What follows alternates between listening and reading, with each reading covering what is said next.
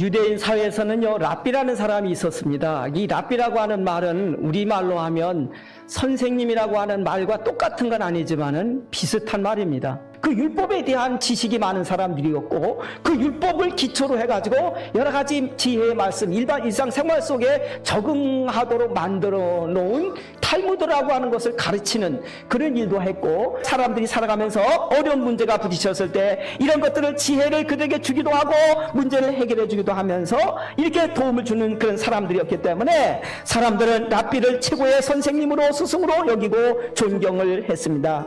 그런데 3절에 보면 랍비라고 하는 이 지도자이면서 선생들은 말만 하고 자기는 지키지 않았다는 거죠. 또 무거운 짐을 묶어 사람들의 다른 사람에게 어깨에다 지우고 당신이 이거 지고 가 그러면서 자기들은 한 손가락도 안 움직이고 그거 안 하려고 하는 거죠.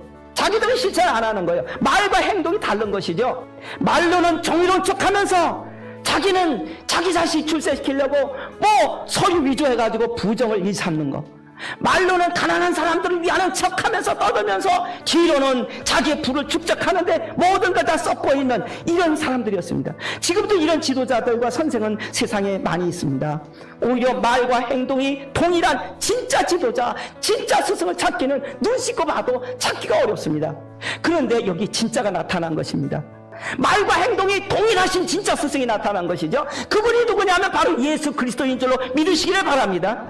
예수님은 언제나 말씀하신 대로 그분은 행하셨습니다. 그래서 말씀하신 것을 예수님 자신이 항상 그대로 실천하셨는데, 온유한 자가 복이 있나니 이라고 가르쳐 주신 그 말씀대로 예수님은 항상 온유하셨습니다. 섬기는 제자가 되라고 가르치신 예수님은 제자들의 발을 지키면서 스스로 섬기는 일을 하셨습니다.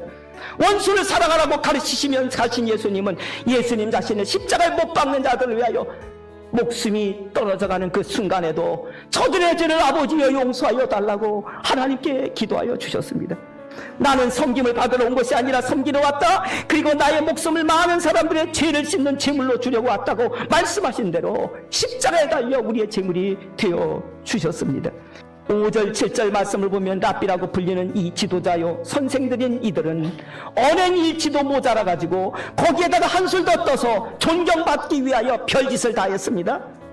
민수기 15장 38절 이하에 보면 하나님의 삶을 사랑하라고 하는 이 말씀을 잊어버리지 않기 위해서 너의 이 옷 끝단에다가 수술을 달고 다녀라. 그 옷술을 볼 때마다 하나님 사랑하라는 말씀이 기억나도록 하기 위해서 그렇게 하라고 하셨습니다.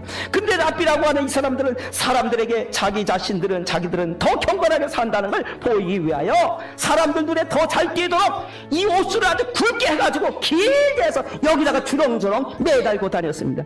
27절에 예수님께서 이런 랍비들을 향하여 말씀하셨습니다. 회칠한 무덤들아, 외식하는 자들아, 책망하셨습니다.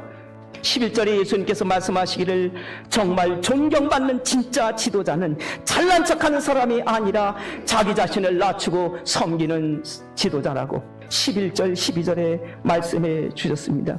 자기 폼만 잡고 존경받으려고 하는, 대우만 받으려고 하는 가짜들이 많은데 진짜가 나타난 것이죠. 오직 한 분이신 예수님이십니다. 예수님은 섬김받으러 온 게 아니라 섬기려고 왔고, 오히려 예수님의 목숨을 많은 사람의 제물을 주려고, 죄를 씻는 제물로 주려고 오셨다고 말씀하셨고, 말씀하신 대로 예수님은 자기의 목숨 바쳐 인간을 살려주셨고 섬겨주셨습니다. 그뿐만이 아닙니다. 13절에 보면 랍비라고 칭함을 받는 당시 서기관 바리새인들은 천국문을 가로막고 있는 사람들이었습니다. 자기도 안 들어가고 남도 못 들어가게 하는 사람들이었습니다. 사람들이 예수님의 말씀이 더 놀라우니까, 예수님이 막 기적을 행하시니까 사람들이 다 끌려 몰려가게 되자 랍비들은 기분이 나빴던 것입니다. 더군다나 예수님부터 책망을 들었습니다. 독사의 자식들아, 회칠한 무덤들아, 책망까지 들었습니다.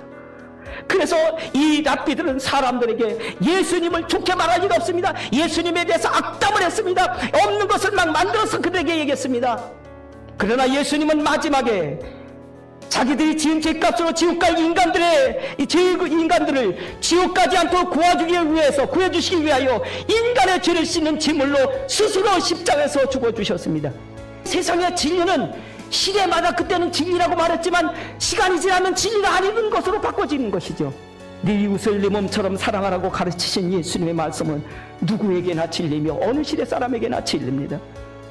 자기를 높이는 자는 낮아지고 자기를 낮추는 자는 높아지리라. 이 말씀은 누구에게나 진리입니다. 마침내 그 예수님께서 누구든지 저를 믿는 자마다 멸망치 않고 영생을 얻게 하시는 진리가 되어 주셨습니다. 성도 여러분, 진리신 예수님의 가르침을 따라 살아가셔서 진리로 사시다가 인생 사시다가 천국에 모두 들어가시기를 주의 이름으로 축복합니다.